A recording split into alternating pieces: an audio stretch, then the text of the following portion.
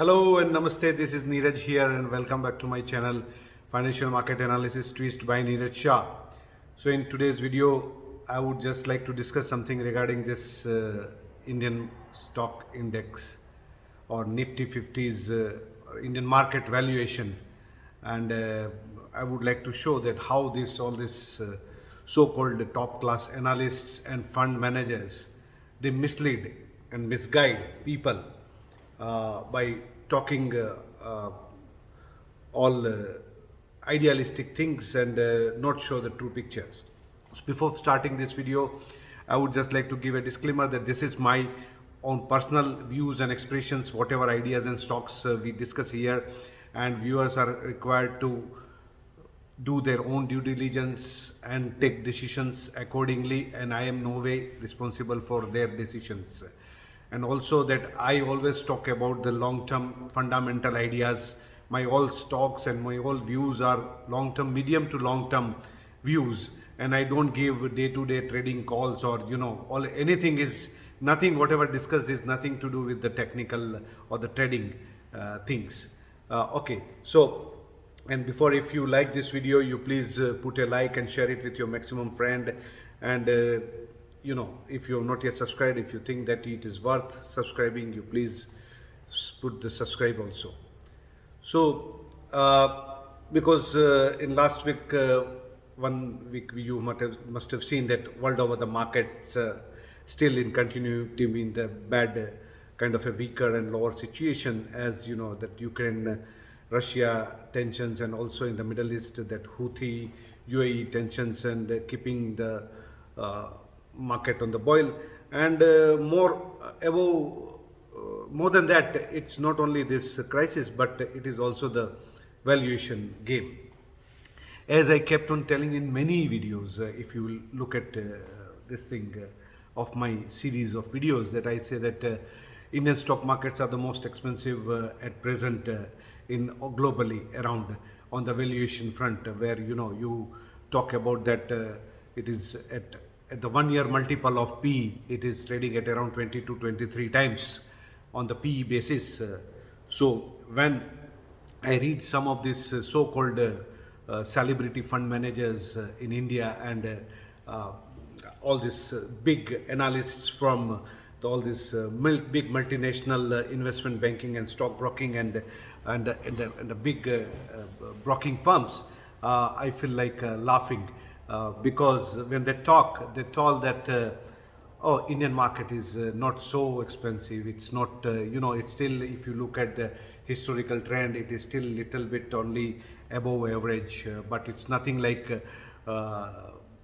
very, very expensive. So first of all, how they decide or how they think that it is not expensive or it is cheap, because everything they talk about is that okay, we believe that next year, when that from the next month onwards, when the market will start rolling the next year's earnings into the picture, and on that basis the market is not so expensive, because from the March onwards, when the analysts will come out with the estimates and reports, they will be always be coming out with this FY23 estimates, because already the market will be rolling on that basis of those estimates.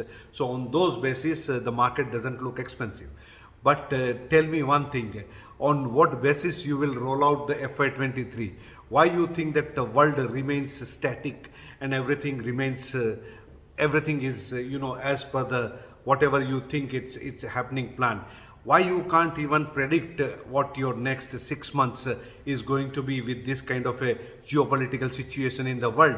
How you can say that panelists will just continue to predict that growth and growth?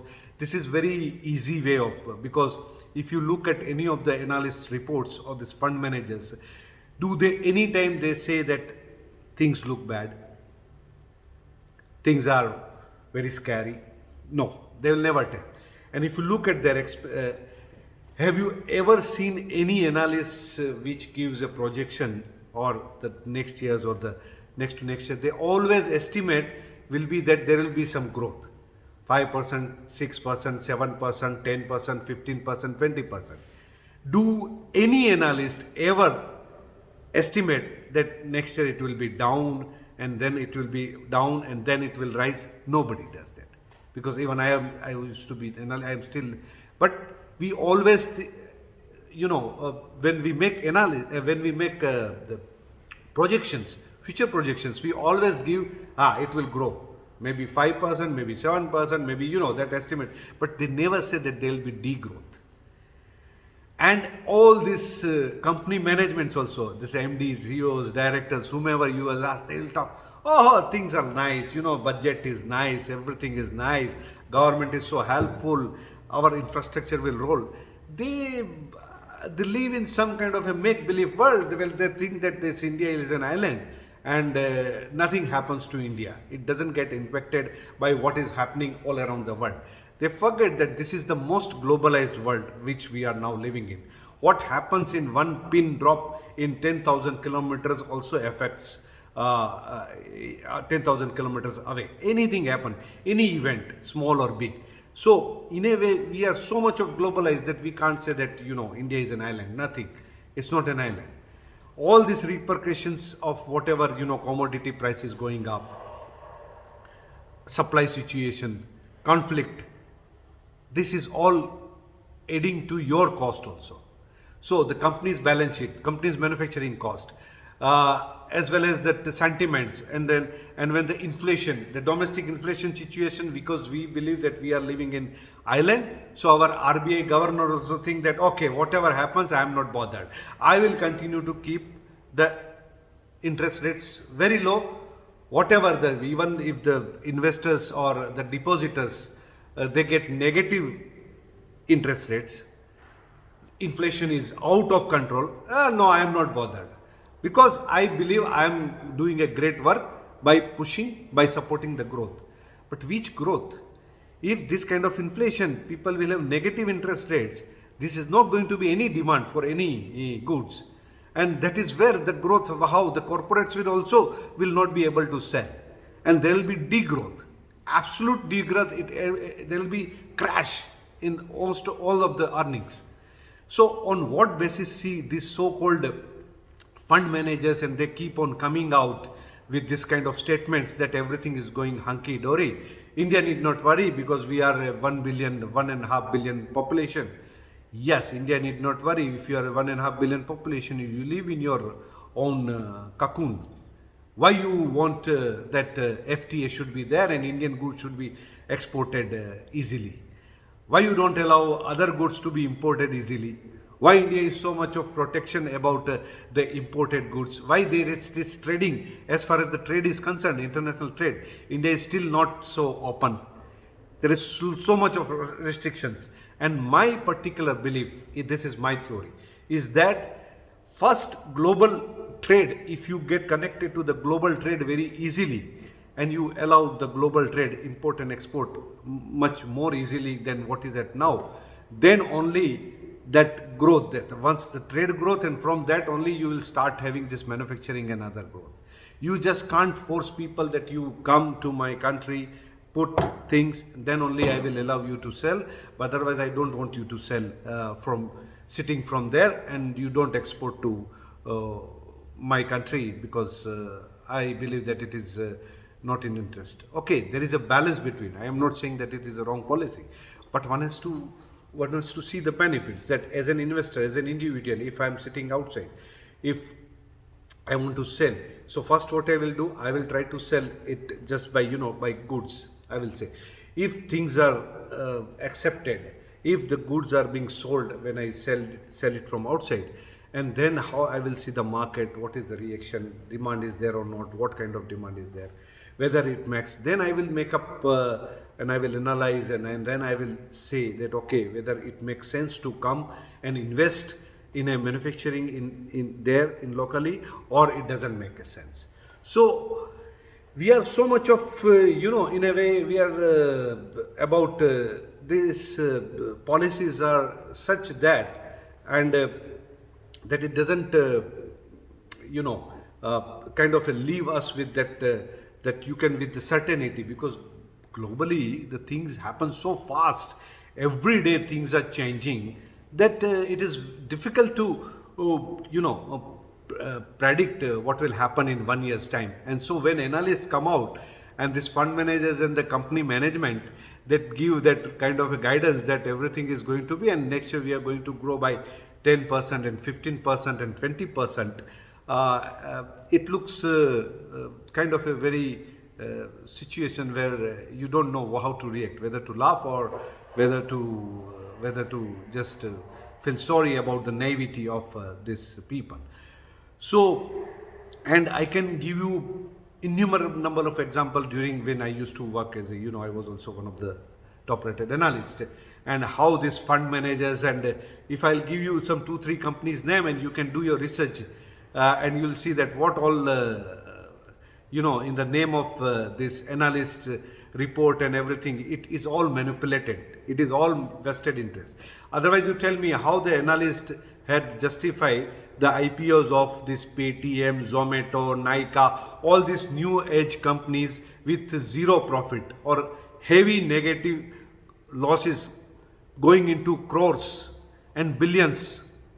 So how they justified the IPOs and how they justified the price? On what basis?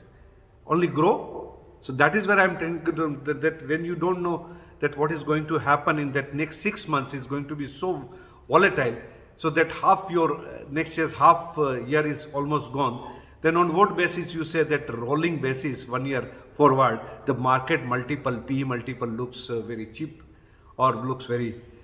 So you justify me that on what basis you are told that all this like Paytm and Zomato at whatever the price you had told, and that is and given a target price also which is now less than 20% of what is the current price, or means the target price.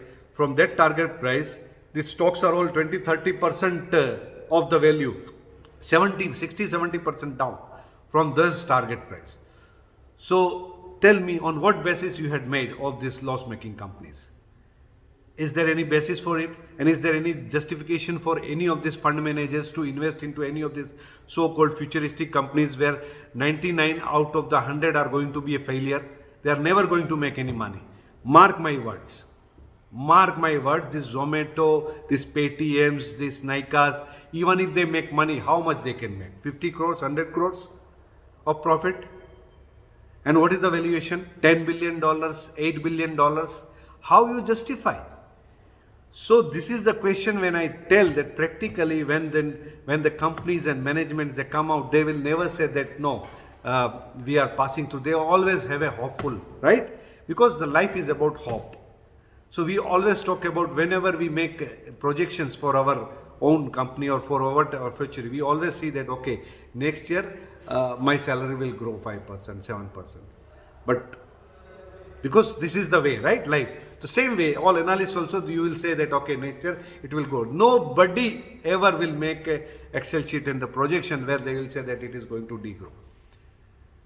No company will say that I am going to degrow. And this fund managers will always never say that. This RBI, this no, everything is fine. Everything is fine. How is it everything is fine? Oil is going to be at $100.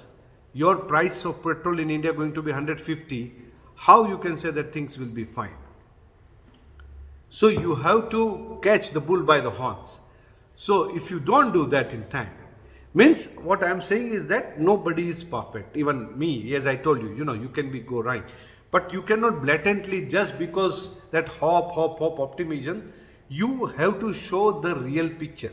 And if you are sitting as an analyst, if you are a fund manager, a company's management and RBI governors, if you don't have that capability to understand, at least that predict of the 6 months, that this is going to be the situation, that the oil is going to be at this level and because of this.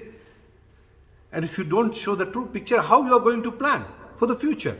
Everything will be very wrong. And that's where the market also, but market is always right, because market at the end of the day takes into account everything, not this individual analysts or fund managers and everything. Market is right. Market somehow makes it right. So this is what I wanted to make, that don't be in a hurry to get into the listen to all this so-called analysts and fund managers and also company management, because they will never give you the true picture. They will always say good things, positive things, but life is not only about positive. Unless until you know the negative story also, then only you can make your life positive.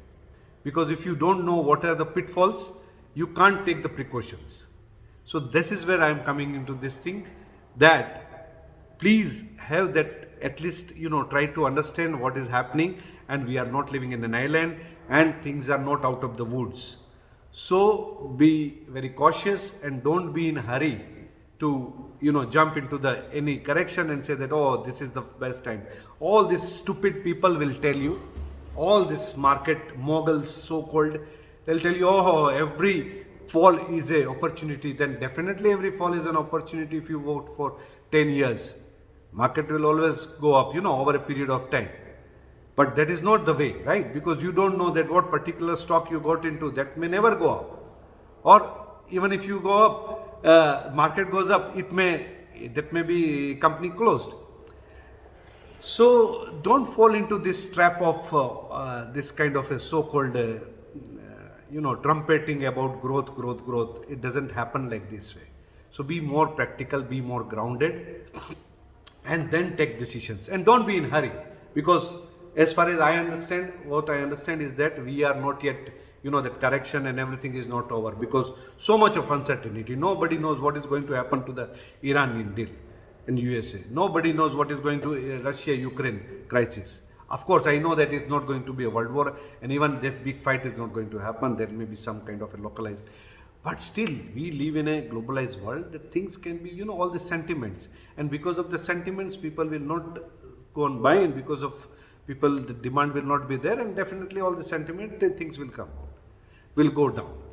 So you will have the plenty of opportunity to buy the market, but right now it's not there. And don't listen to all these newspapers, movie moguls, fund managers, analysts, and all this so-called goody people in the world. Particularly in India, we have this. I have seen this is the habit of people only talk good things. They will never tell you the right things, better things, which is required for overall growth, to grow in the future. If we fall into the pit, we don't take precaution, then how we are going to go up? But this, like in RBI, is saying that no, there is no pitfall. Everything is fine. 100 ruble, $100 per barrel is fine. $50 per barrel, it was fine, and now $100 per barrel. How it is going to be fine for India's economy? So don't listen to this RBI also.